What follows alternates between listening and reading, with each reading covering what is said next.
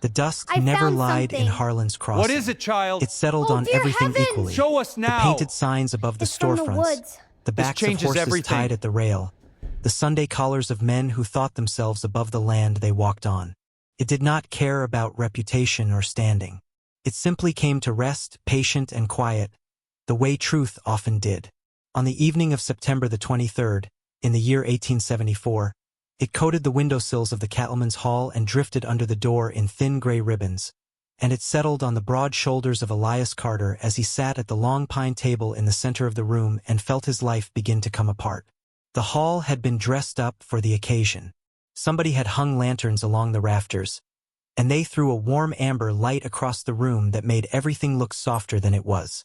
The tables were covered with white linen, which was rare enough in Harlan's Crossing that the women had remarked on it twice already.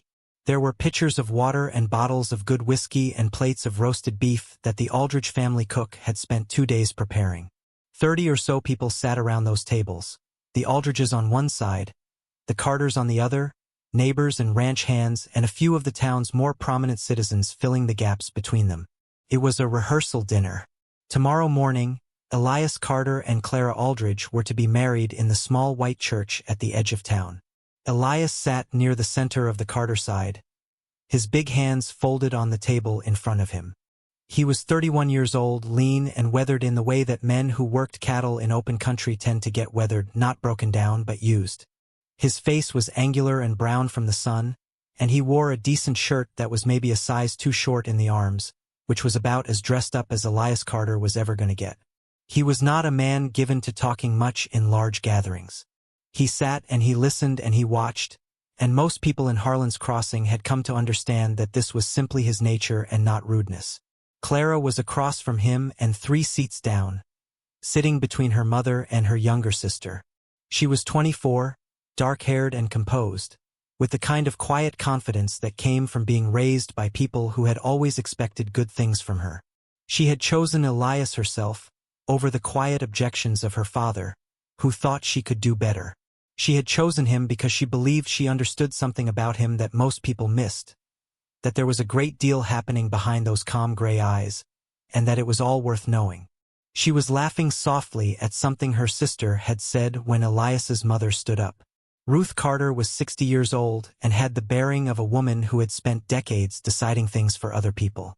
She was not a large woman, but she had a kind of density to her, a gravity that made a room shift when she moved through it.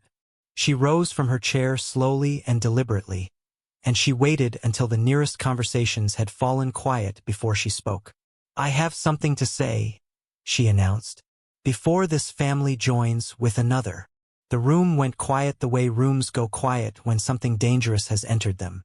Not all at once, but progressively, like wind dying across a field. Elias looked up. His father, George Carter, sat 2 seats from Ruth. He was a bigger man than his son, heavier in the chest, with a white beard that had gone yellow at the edges. He did not rise, but he did not look away from the room either. He sat with his arms crossed and his jaw set, and that was enough. "There are things about my son," Ruth said, "that a respectable family deserves to know before they tie themselves to him." Silence, complete and entire. Elias's hands, still folded on the table, went very still. Clara had stopped laughing. Her eyes moved to Ruth and then to Elias and stayed there. 7 years ago, Ruth continued, her voice steady and carrying, Elias took up with a woman from the valley, a woman named Dora Sims. She was not from good people. She paused, as if to let the weight of this settle. He was with her for near a year, and she bore a child. And then Elias left her, took himself back to the ranch and left that woman and her little girl to manage on their own. The room did not move. Elias said nothing. He was looking at his mother with an expression that was not quite anger and not quite grief, but something that lived in the country between them. "We are not a family without fault," Ruth said, and she said it with the practiced regret of a woman who had rehearsed this. "But a man who abandons his own blood, who turns his back on a child he helped bring into this world, that is a thing that ought to be known. Before tomorrow." She sat down. The amber lantern light made everything look soft. It lied the way good lighting always does. From across the table, Clara's father, Miles Aldridge, a man with careful eyes and a good memory, looked at Elias Carter and said nothing. But the look was enough. Clara said nothing either. She was very still. Part 2. The Quiet Man. To understand what happened next, it helps to understand who Elias Carter was. He had been born on the Carter Ranch, 12 miles outside Harlan's Crossing, during a dry summer that killed most of the grass and half the cattle.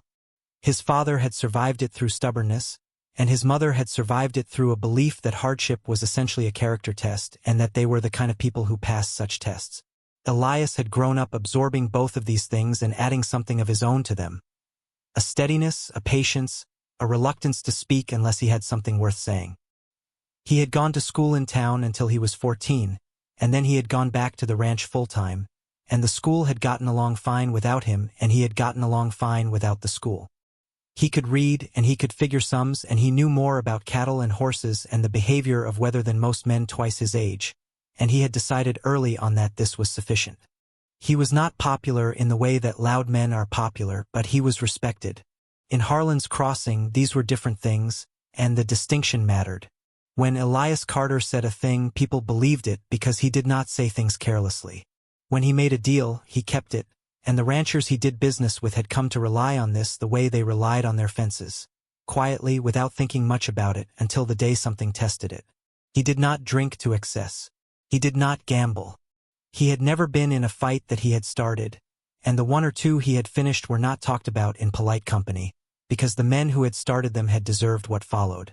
He went to church on Sundays when the ranch allowed it. He paid his hands fair wages, and he did not cheat them on time. All of this was known. What was less known, what lived in that country behind his gray eyes, was harder to put into words. There had been a woman 7 years ago. That much was true. Her name was Dora Sims, and she had come to Harlan's Crossing from a smaller settlement further south, following a cousin who had found work at one of the ranches. She had brown hair and she laughed easily, and she had a particular way of looking at a thing. A tree, a horse, a storm building on the horizon, as if she found the world genuinely interesting. Elias had met her at a church social in the autumn of '67 and had spent the next several months finding reasons to ride into town. He had loved her, in the particular way that quiet men love, completely and without much display of it. They had planned to marry. It had not been formally announced, but it had been understood between them, the way certain things are understood between people who know each other well enough. And then the winter of '68 had come, and with it a series of events that Elias Carter had never discussed publicly, and had never fully made peace with privately. The child, the little girl his mother had mentioned, was real. Her name was May. She had been born in the late spring of '68, and she had Dora's brown hair and, in some particular tilt of the jaw, a look that people said favored Elias. He had seen the baby twice. He had held her once, in a way that suggested holding a child was something he needed to learn but intended to, given time. But there had been no time. Or rather, and this was the truth that Elias had lived with for 7 years, quiet and heavy as river rock, there had been time, and it had been taken from him. He had not left Dora Sims. He had come back one Thursday morning to find her gone. The house she had been renting at the edge of town was empty. Her cousin said she had packed in a hurry and taken the stage south, and she had left no letter and no word. The cousin did not know why, or said she did not know. Elias had ridden after the stage. He had gone 40 miles south to the next settlement and asked for Dora Sims at every house and storefront he could find, and no one had seen her. He had come back to Harlan's Crossing and tried to understand what had happened. He had never fully understood it. He had gone on ranching, because the ranch did not care about his grief, and neither did the cattle. The years had accumulated. He had found, eventually, a kind of equilibrium, not happiness exactly, but functionality. A life. And then, 2 years ago, Clara Aldridge had ridden past the Carter fence line on a borrowed horse going too fast and had needed help catching the animal, and Elias had helped her, and one thing had slowly become another, and here they were. Here they were. He sat at the long pine table and looked at the cloth and said nothing, because he did not know yet what he was going to say or how he was going to say it, and he had learned long ago not to speak until he did. The dinner continued, because there was nowhere else to go. It was the kind of continuation that happens after something has broken and people are not yet sure of the damage. Careful, polite, and deeply uncomfortable. The ranch hands refilled glasses and the food was passed and eaten and commented on, and people said pleasant things about the weather and the wedding flowers and the quality of the roasted beef. And beneath all of it ran the current of what Ruth Carter had said, pulling at everything the way a river pulls at its bank. Miles Aldridge ate his meal in silence. He was a man who processed things slowly and deliberately, and he was processing now. He had built his family's standing in Harlan's Crossing over 20 years, and he was not inclined to attach it to something that might be unsound. He had told Clara this, in gentle terms, when she had first announced her intention to marry Elias Carter. Clara had told him, in not-so-gentle terms, that she was capable of making her own decisions. They had reached an accommodation, as people who love each other tend to do, even when they disagree. But this was different. This was not a matter of opinion. Martha Aldridge, Clara's mother, was a softer woman than her husband but not a softer thinker. She had said nothing during Ruth's announcement, and she said nothing now, but she watched her daughter the way mothers watch their children when they are waiting to see what kind of person they are going to be. Clara ate very little. She was not a woman given to public displays of feeling. She had learned composure from her mother and pragmatism from her father, and she applied both of them now with considerable effort. She looked at her plate and she thought about what she knew. She knew Elias Carter. She had spent 2 years learning him, which was not easy, because he did not make it easy, not out of deception, but out of a deep-seated habit of keeping himself contained. She had asked him about his past, as women do, and he had been honest with her. There had been a woman before her, someone he had cared for, and it had ended badly, and he did not want to speak of it at length. She had accepted this. She had not pressed. Now she pressed, inside her own mind, turning what she knew over and examining it. Elias had not denied anything. This was the thing that worried her most. He had sat there at the table while his own mother made that accusation, and he had not opened his mouth to contest a word of it. A man who had nothing to answer for would have said so. Wouldn't he? Or perhaps a man who had spent a lifetime not defending himself in public had simply stayed true to form. She didn't know.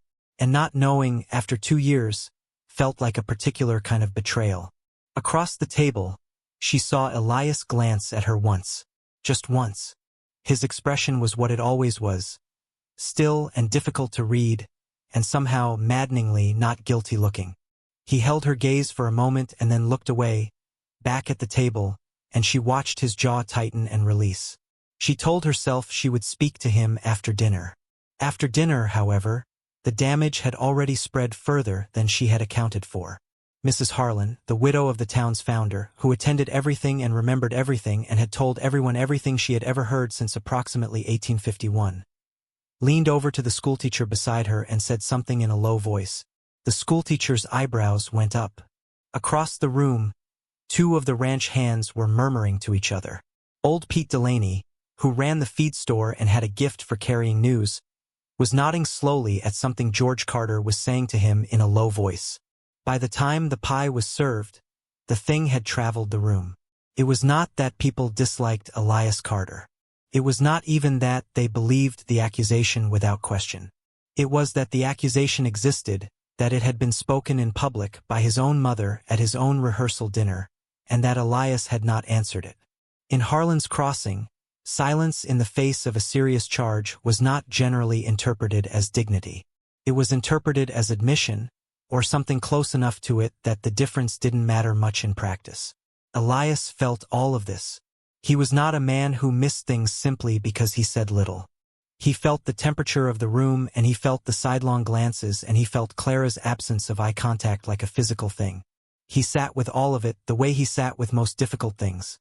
Straight-backed and still and internally far less composed than he appeared. He wanted to speak. He had things to say. But he did not yet know how to say them in a way that would matter, because the things he would have to say were not simple, and they involved people sitting at this very table, and he did not know yet what courage the moment required of him. He had never told anyone what he believed had happened. He had suspicions. Old ones.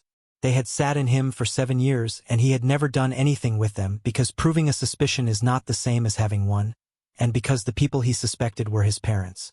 He looked at his mother. She was speaking pleasantly with the woman next to her, her hands folded neatly in her lap, the picture of a woman who had done her duty and was now at peace. He looked at his father. George Carter was eating his pie with the unhurried focus of a man who felt that the evening had gone more or less according to plan. Elias Carter picked up his glass of water and drank from it and set it down, and he thought about what he knew and what he suspected and what he was going to do about either. He had not yet decided when the door opened. The door to the cattleman's hall opened at approximately 8:30. Nobody paid much attention at first. Doors opened. It was a warm evening and the room had gotten close with bodies and lantern heat, and someone had been going in and out to the water barrel on the porch all night. The few people near the door glanced over and then looked away, and then looked back again. Because what had come through the door was a child. She was perhaps 7 years old, maybe 8 at the outside. She was small and travel-worn in the way that suggested she had been moving for some time. Her boots were thick with dust, and the hem of her plain cotton dress had a dried mud line on it that put her somewhere near creek water not long before. She carried a small cloth bag over one shoulder that looked nearly empty. Her brown hair was loose and untidy, the way hair gets when someone has been riding for hours and the pins have given up. She stood in the doorway and looked into the room with a steadiness that was unusual in a child that age. She was not frightened, or if she was, she had decided to be something else instead. Her eyes moved around the room in a deliberate, methodical way, the way someone looks when they are searching for a specific face. They found Elias Carter. She looked at him for a moment, just looked with that same unnerving steadiness, and then she walked toward him. The room had gone very quiet. Not gradually this time, but all at once, the way rooms go quiet when something extraordinary is happening and everyone knows it simultaneously. The girl stopped a few feet from the table, directly across from where Elias sat. "Are you Elias Carter?" she asked. Her voice was clear and direct, with only the faintest tremor in it. "I am," Elias said. He had gone completely still. Something had moved across his face. Not recognition exactly, but the presence of a feeling he had not felt in 7 years. A feeling he had put away in a locked room inside himself and kept there. "My name is May," the girl said. "May Sims. My mama is Dora. She said if I ever needed help I should find you." The room did not move. Elias Carter looked at May Sims for a long moment. He looked at the brown hair and the particular tilt of the jaw and the gray eyes. He saw the gray eyes and something in his chest shifted, the way the ground shifts very slightly before an earthquake. "Where is your mother?" he said. May's composure held for another second. Then it let go just barely. A small trembling at the lower lip, quickly controlled. "She's sick," the girl said. "Very sick. We've been staying with Mr. and Mrs. Pierce over in Millhaven, but Mrs. Pierce said I needed to come find you. She wrote it down for me." She put her hand into her coat pocket and produced a folded piece of paper that was soft with handling. "She wrote down your name and this town. I took the morning stage." Elias stood up. He stood up from the table at the rehearsal dinner for his wedding, and he walked around to where the girl was standing, and he crouched down to her level, which was something he had to fold himself considerably to do, and he looked at her. "You rode the stage alone?" he said. "Mrs. Pierce gave me money and told the driver to watch for me," May said. "I'm not afraid of stages." "No," Elias said, and his voice had gone very quiet. "I can see that." Behind him, the room waited. Clara Aldridge was watching from across the tables with an expression that no one present could have named with confidence. Her mother had put a hand on her arm without quite knowing she'd done it. Ruth Carter had gone white. George Carter was looking at the tablecloth. Elias took the folded paper from the girl's hand and opened it. He read it slowly, in the particular way he read anything, carefully, completely, not moving on until he had taken in what was there. When he finished, he folded it again and held it. He stood back up. He turned to face the room. He looked at it for a moment. 30 people, lantern light, white tablecloths, the smell of roasted beef and candle wax, and then he looked at his mother. "We need to talk," he said. Ruth Carter looked back at him. "Elias." "Not here," he said. He said it quietly, but there was something in the quiet that stopped further argument. He looked at Clara. She was watching him. Her face was careful and composed, and her eyes were very dark in the lantern light, and he could not tell what was in them, which was one of the most frightening things he had experienced in recent memory. "I'm sorry," he said to her, "for all of this. I need about an hour." She said nothing. Then, slowly, she nodded once. He picked up the small cloth bag from the floor where May had set it and handed it back to her. He held out his hand. After a moment, May took it. They walked out of the cattleman's hall together and into the September dark. The town at night had a different character than the town by day. By day, Harlan's Crossing was purposeful. Boots on boardwalks, horses at the rail, voices calling across the street. By night it settled into itself, and the spaces between the buildings felt wider and the sky felt closer, and the things that people didn't say during the day had a little more room. Elias walked with the girl to the bench in front of the hardware store, which was closed and dark and far enough from the hall that the murmur of voices inside it could not reach them. He sat down on the bench and May sat beside him, her bag in her lap, her feet not quite reaching the ground. He unfolded the paper again and read it through once more, even though he'd already held its contents somewhere inside him. It was from a woman named Clara Pierce, no relation to his Clara, and it was written in the careful hand of someone who had learned to write as an adult, the letters even and slow. It explained that Dora Sims had arrived in Millhaven 18 months prior, sick already and getting worse. Lung trouble. She had been staying with the Pierces since spring, too ill to work, and May had been helping in the kitchen to earn their keep. Dora had spoken of Elias Carter on several occasions. She had told May, when she was well enough to speak clearly, that if anything happened to her, May should find this man, that he was the only person she knew who could be trusted. And then, at the bottom of the letter, in different handwriting, shakier, with some letters that slid sideways as if written by a hand that was losing its strength. "Elias, I am sorry for what happened. I believed what I was told. I should have come to you first. Please look after May. She is yours. She always was. Dora." He folded the paper a third time and put it in his shirt pocket. The night was very still. From somewhere down the street came the sound of a piano from the saloon, something slow and meandering, the kind of playing that happens when the player has had 2 drinks and is following whatever the music wants to do. "How long has your mother been sick?" Elias asked. "Long time," May said. "Since before we went to Millhaven, even. She just got worse at Millhaven." "Is she in pain?" May thought about this. "She doesn't say so, but I think yes." He looked at his hands. "Did she ever tell you about me?" he asked. "Some," May said. "She said you were a rancher. She said you had a horse named Belle. She said you were quiet but not in a bad way." Elias almost smiled. Belle had died 4 years ago. He had never talked much about it. "Did she tell you why she left?" he asked. May shook her head. "Just that things got complicated and she made a mistake." She paused. "She didn't say it like it was your mistake." He took a long breath and let it out. He had suspected for years. He had suspected from the first month, when the understanding of what might have caused it had worked its way through him, when he had thought about what his parents had said about Dora in those early days, the comments about her family, the concerns about her background, the careful and persistent undermining that he had dismissed at the time as parental worry. And then she was gone, and the suspicion had grown in the silence that followed. But there was nothing to confirm it and no way to follow it, and he had eventually decided that living on suspicion was not living, and he had put it away. He had put it away. He had not put away the feeling that went with it.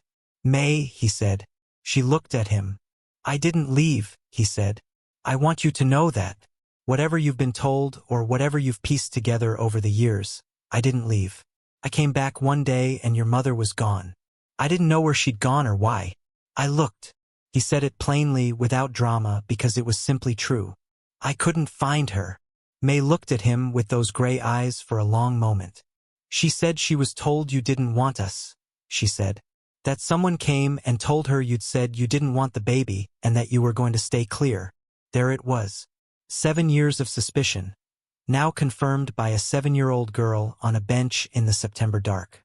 Elias sat with it. "Someone told her that," he said, not a question. "Yes, sir." "Do you know who?" May shook her head. "Mama didn't say." He knew who. He had always known who, in the part of himself that he had not let speak for 7 years, because speaking it meant doing something about it, and what it meant to do something about it had seemed too large and too late and too likely to tear things apart that could not be put back together. He looked up at the sky. It was a big sky, clear and cold and full of stars, the kind of sky that made the troubles of men feel appropriately small. He was about to get up when Clara said his name. He turned. She was standing at the edge of the boardwalk, perhaps 20 feet away, her hands folded in front of her and her good dress catching a little of the light from the saloon window down the street. She had come out of the hall, and she had come alone, and she had found him, which meant she had been looking. She looked at him. She looked at May. May looked back at her with that same unremarkable steadiness. "I'm Clara," Clara said to the girl. "I'm May," the girl said. "I know," Clara said. She looked at Elias. "Will you tell me?" He stood up from the bench. "Yes," he said. They walked, the three of them, along the quiet end of Main Street where the buildings gave way to the open edge of town, and Elias talked. He did not talk often and at length in this way. It was uncomfortable for him, the way it is uncomfortable for someone who has kept a room locked for a long time to open the door and let someone else look inside. But he had made a decision, somewhere in the last half hour, that the locked room was costing him too much. He told Clara about Dora Sims. He told her how they had met and what he had felt and what he had planned. He told her about that Thursday morning 7 years ago, and the empty house and the 40 miles south and coming back with nothing to show for it. He told her what he suspected had happened, what he now knew had happened, and who he believed had made it happen. He told her calmly, in the plain language he used for all things, and May walked beside him and listened and said nothing. Clara listened. She did not interrupt. She was a good listener, which was one of the things Elias had noticed about her early on, that she listened the way he did, fully and without rushing to respond. When he was finished, they had walked out to the end of the street, where the last building gave out and the road ran into open land, and they stood there for a moment with the stars overhead and the sound of the night insects in the grass. "Your parents," Clara said. It was not a question. "I believe so," he said. "You never said anything to them." "No, because you weren't certain." "Because," he said, and he took a moment to find the honest words. "Because I was afraid of what it would mean if I was. About them. About myself for not seeing it sooner." She looked at him. "You were protecting them," she said. "Maybe," he said. "Maybe I was protecting myself." She considered this in the way she considered things, thoroughly, without judgment, taking it apart and looking at the pieces. "And now?" she asked. "Now there's a 7-year-old girl," he said, "who rode a stage alone and walked into a room full of strangers to find a man she'd never met, because her mother is sick and she had no one else to send her to." He said it without any particular heat, just the facts of it. "That changes the math." Clara was quiet for a moment. Then she said, "What do you want to do?" It was a remarkable question, Elias thought. Most people in her position would have started with what they wanted, or what they felt, or what they were owed. She had cut straight to him, as she tended to do, in ways that still occasionally surprised him. "I want to go to Millhaven," he said, "as soon as possible. I want to see Dora and understand how bad it is and what she needs. And I want—" He stopped. He looked at May, who was standing a few feet away looking at the dark sky with an expression of comfortable patience. "I want to do right by her, whatever that means." Clara nodded slowly. "And your parents," she said. "We're going to have a conversation," he said. "Tonight." Clara looked at him for a moment more, and he looked back at her, and something passed between them. Not resolution, not yet, but the understanding that resolution was possible. That the thing between them was still intact, whatever had been thrown at it this evening. It was bent, perhaps, but it was not broken. "All right," she said. "Clara," he said, "I'm sorry I never told you about her. All of it. I understand why," she said. "I don't love it, but I understand it. I should have told you anyway." "Yes," she said simply. "You should have." He accepted this. May had turned back from the sky and was looking between the two of them with an expression that was difficult to read for a child so young. Not quite anxious, not quite hopeful, but something in that vicinity. "Are you two getting married tomorrow?" she asked. Clara looked at her. "We're working on it," she said. May nodded, as if this was a reasonable answer. "My mama said Elias was the kind of man worth working for." Clara almost smiled. She looked at Elias with an expression he would spend some time thinking about later. "She wasn't wrong," Clara said. They went back to the hall. Most of the dinner guests had finished their pie and were drifting toward the door in the way of people who feel they have witnessed something significant and are eager to discuss it elsewhere. A few had stayed, Mrs. Harlan, who stayed at everything, and Pete Delaney, who was not going anywhere until he understood how this ended, and Clara's parents, who were waiting for their daughter with the particular controlled tension of people trying not to interfere. Elias's parents had not left. Ruth was at the table, nursing a glass of water. George was standing near the far wall with his arms folded, looking at the floor. Neither of them looked up when the door opened, and then they did because it was not just Elias.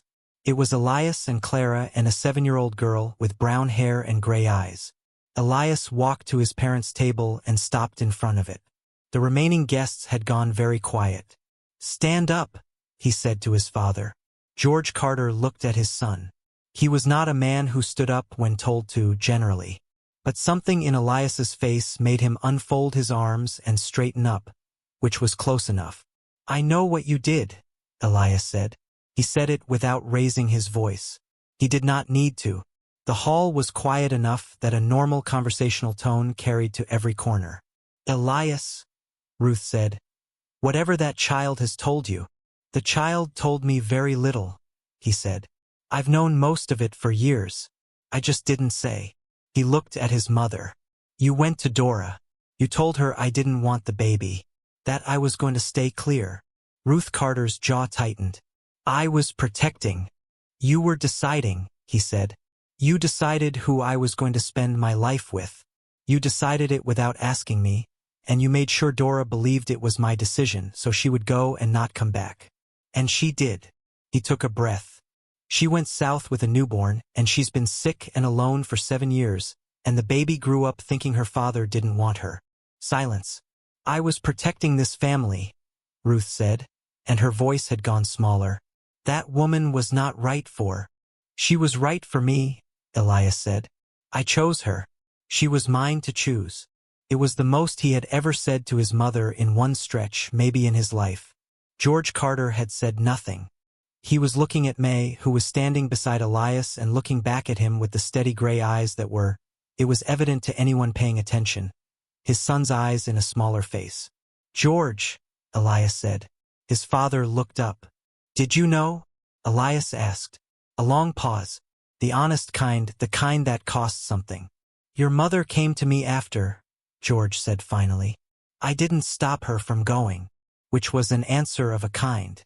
Elias looked at his father for a moment. There was a great deal in that look. Grief, mostly, the kind that has been compressed by years into something hard and small and difficult to move. He looked at his mother, who had gone pale and composed in the way of a woman who has decided that dignity is the only currency left to her. "I'm going to Millhaven," Elias said. "Tomorrow after the wedding. To see Dora." He glanced at Clara, who gave a small nod. "And when I come back, we're going to have a longer conversation. About May. And about what this family owes." He had said what he came to say. He turned away from his parents and turned toward Clara's father, who was standing near the back table with his wife. Miles Aldridge had the expression of a man who has reassessed something important and is not entirely certain of his conclusions yet. "Mr. Aldridge," Elias said, "I know this evening has not been what you expected." Miles Aldridge looked at him. He was a careful man, and careful men took their time. He looked at his daughter, who was standing straight and composed, and looked back at him steadily. He looked at the child beside Elias. He looked at Elias. "No," he said, "it hasn't been. I can't tell you what to make of all this," Elias said. "That's for you to work out. But I can tell you that I don't leave people. I didn't leave Dora Sims. And I won't leave your daughter." He said it without performance. Just the plain truth, delivered the way plain truths have to be delivered, without decoration and only once. Miles Aldridge said nothing for a moment. Then he said, "Go get me some more of that pie, Martha. It was, in the language of Miles Aldridge, a statement of intent. Martha moved toward the pie. Clara exhaled, quietly enough that only Elias, standing beside her, heard it. The wedding took place on the morning of September the 24th, as planned. The day came in clear and cool, with a pale sky that turned blue slowly, the way autumn skies do. The dust was down. There had been a brief rain in the early morning, just enough to settle things, and Harlan's Crossing had a freshly washed quality to it. The wooden buildings a shade darker, the street packed and quiet. The church was small and white and sat at the eastern edge of town where the road curved toward the open land. It had a bell that rang on Sunday mornings and a cross on the roof that caught the early light at a particular angle in autumn and threw a shadow straight down the center of Main Street like a line drawn with purpose. People came. Not everyone who had been at the dinner, but most of them, and a few who hadn't been. Mrs. Harlan came. Pete Delaney came. The ranch hands came in their better shirts and stood in the back and held their hats. Several of the neighboring ranchers came with their wives, and their wives whispered among themselves about the previous evening and then stopped whispering when the music started. Elias stood at the front of the church in the shirt that was a size too short in the arms, and he watched the door, and when Clara came through it, he watched her make her way up the aisle on her father's arm. She was in white, nothing elaborate because she was not an elaborate woman, and she walked the way she did everything with a steadiness that looked effortless and was not. She looked at him the entire way, which was more, Elias thought, than he deserved, and he was grateful for it in a way that he would not have known how to express out loud. They had talked the previous night until nearly midnight, sitting on the porch of the Aldrich house while May slept inside on a cot that Clara's sister had arranged. They had talked about the past and the future and what it meant to build something with someone and what it required of both of them. It had not been an easy conversation. Clara had said some hard things and they had been correct and Elias had acknowledged them. He had said some hard things as well and she had acknowledged those. And at the end of it, she had said, "I want to marry you, Elias. I wanted to marry you before last night and I want to marry you after it. But I need you to trust me enough to not carry everything alone." He had thought about this. "I'll try," he'd said. "That's all I want," she'd said. "Try." Now she was walking up the aisle toward him, and her father was placing her hand in his with an expression that had more warmth in it than Miles Aldridge usually permitted himself in public, and the preacher was beginning his words, and the church was quiet in the way that churches get quiet when they are being used properly. Ruth and George Carter sat in the third pew on the left. Ruth was composed, as always. George was looking at his hands. They would have that longer conversation, Elias and his parents, but not today. Today was for other things. May sat beside Clara's sister in the second row on the right. Someone had given her a small bunch of wildflowers, and she held them in her lap with care. She watched the ceremony with that steady, patient attention that seemed to be simply the way she experienced the world. Taking it in, all of it, finding it interesting. When the preacher asked for the vows, Elias took a breath. He was not a man built for public speaking. His voice came out lower and rougher than he intended, and he spoke slowly because he would not be rushed through this. He said the words and he meant them, and Clara said them back to him with her eyes on his face the whole time, and the church was very quiet. When it was done, the bell rang. It rang out over Harlan's Crossing, over the dust-colored street and the saloon with its dark windows and the hardware store and the feed store and the rail with the horses tied to it, and out over the open ranch land beyond the town where the grass ran for miles in every direction under the big sky. It rang and fell silent and rang again, and the sound went out into the morning air and dissolved into it, the way sounds do. Part 9, Millhaven. They rode for Millhaven the day after the wedding. Elias and Clara went together. May came with them because there was no question of leaving her behind, and because she knew the way. They took the wagon rather than horses for comfort, and Clara had packed food and blankets and a few things she thought might be needed, with the practical foresight that was characteristic of her. The road south ran through good country, open grassland and then a stretch of scrub pine and then another run of open land where the sky felt very large. May sat in the back of the wagon on a folded blanket and watched the country pass with her usual composure. Occasionally she would point out something she recognized, a landmark, a particular bend in the road, and these small navigations had a matter-of-fact quality to them that suggested a child who had learned early to pay attention to where she was. They stopped at midday near a creek that ran shallow and clear over flat stones, and ate and let the horse drink.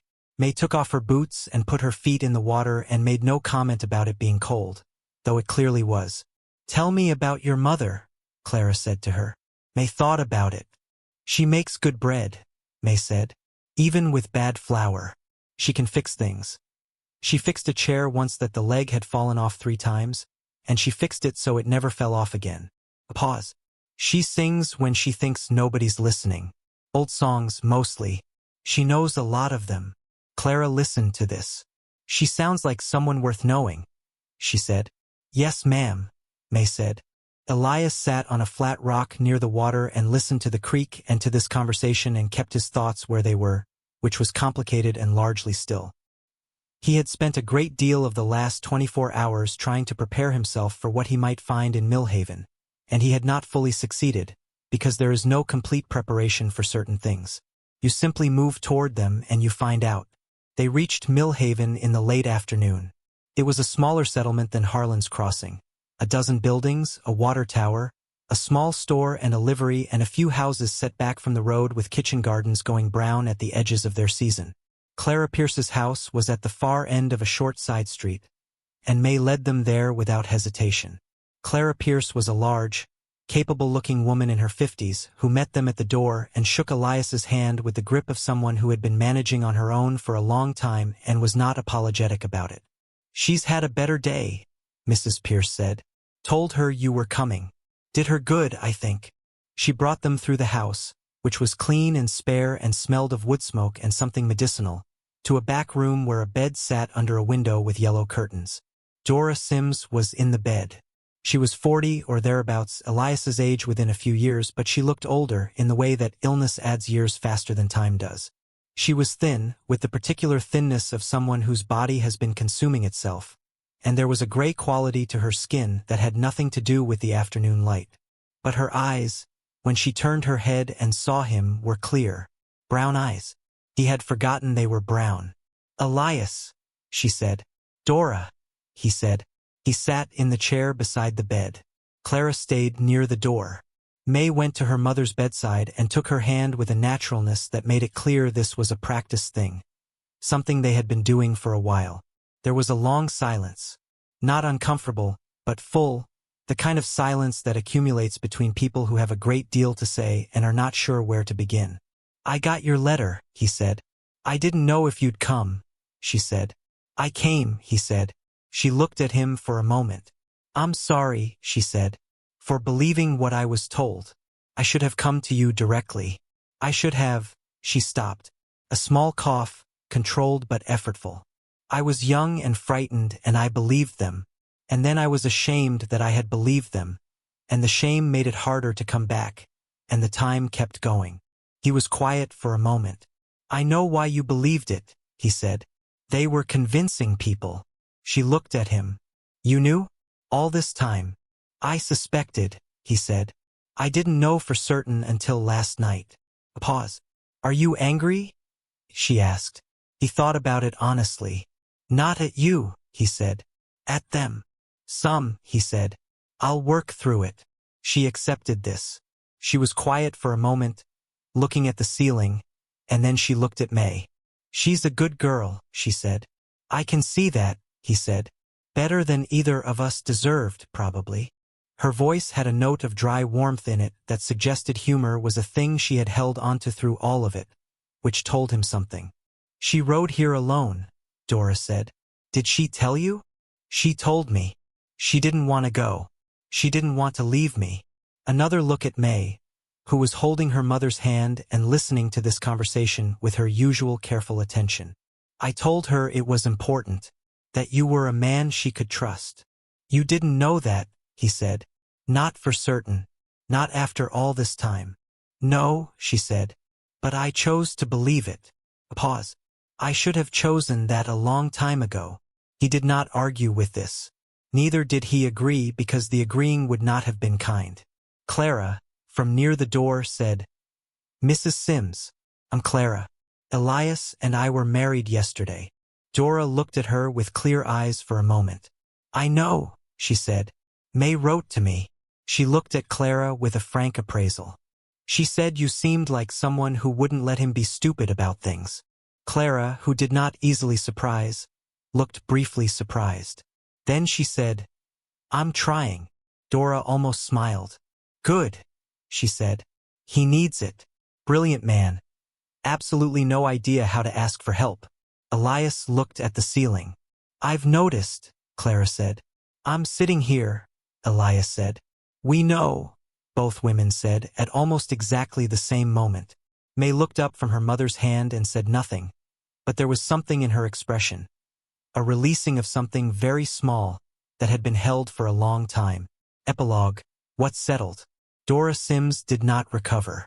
She had known this for some time and had made her peace with it in the gradual, undramatic way that some people manage when they have had enough time and enough pain to arrive at acceptance. She died on a Thursday in October, 6 weeks after Elias and Clara had ridden to Millhaven, with May beside her and the yellow curtains letting in the morning light. She was buried in the Millhaven churchyard. The preacher said the words. Clara Pierce was there, and a few of the other women in the settlement who had known Dora in those last months. Elias and Clara stood by the grave, and May stood between them.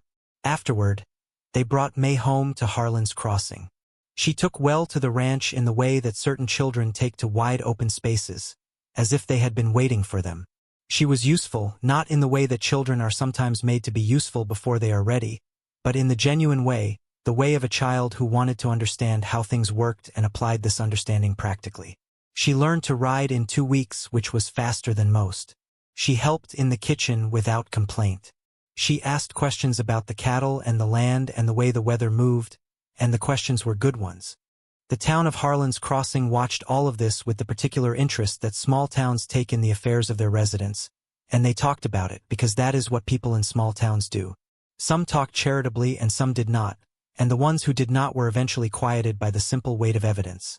That Elias Carter was raising a child who was clearly his own, that he was doing it with the same steadiness and patience that he brought to everything, and that the child appeared to be doing well. Clara found her footing with May in the way that she found her footing with most things. Practically without drama, one day at a time. It was not simple.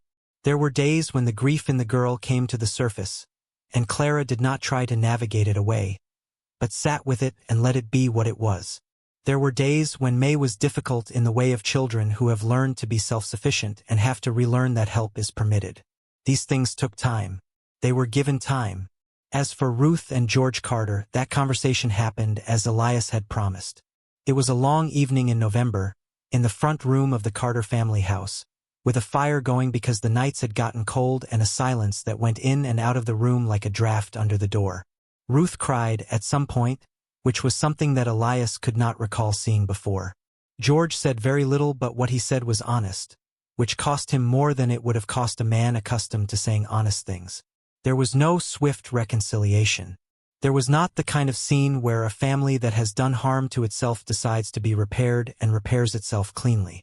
What happened instead was slower and less satisfying, a gradual, imperfect, fitful process of acknowledgement and adjustment. Ruth brought food to the ranch house twice a month and stayed a little longer each visit. George found reasons to help with the fence line and the cattle when the work required extra hands. May was watchful with them for a long time, and then gradually, unevenly, less so. These things take time. They were given time. In the spring of the following year, Elias built an addition to the ranch house. A new room off the east side, properly sized, with a real window that caught the morning sun. He built it carefully and well because he did not build things he intended to fall down. It was May's room. She stood in the door of it on the day it was finished and looked it over with the thorough, methodical eye she brought to everything. She looked at the window and the walls and the way the light came in at that angle in the morning. "It's good," she said. "Enough room?" Elias asked. She considered it. "For now," she said. "I might need more books." "We'll figure that out," he said. She went in and sat on the edge of the new bed and looked out the window at the ranch land stretching away to the south, the grass running in long waves where the wind moved through it, the sky enormous and clear and absolutely indifferent to the small lives lived beneath it. She sat there for a while. Elias stood in the doorway and let her. There had been a moment, in the days after Dora's death, when May had asked him something that had taken him a while to answer properly. She had asked, not accusingly, just plainly, in the way she asked most things, "If you'd known where we were, would you have come?" He had thought about it, not because the answer was in doubt, but because she deserved the full and honest version of it. "The day after I found out you were gone," he said. That day.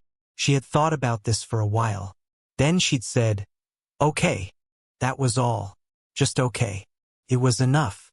The dust settled in Harlan's Crossing, as it always did, on the rooftops and the boardwalks and the shoulders of men going about their days. It did not care about reputations or accusations or the things that people said in lit rooms. It settled on everything equally and waited, with all the patience in the world, for the truth to catch up to it. It always did, eventually. It always did.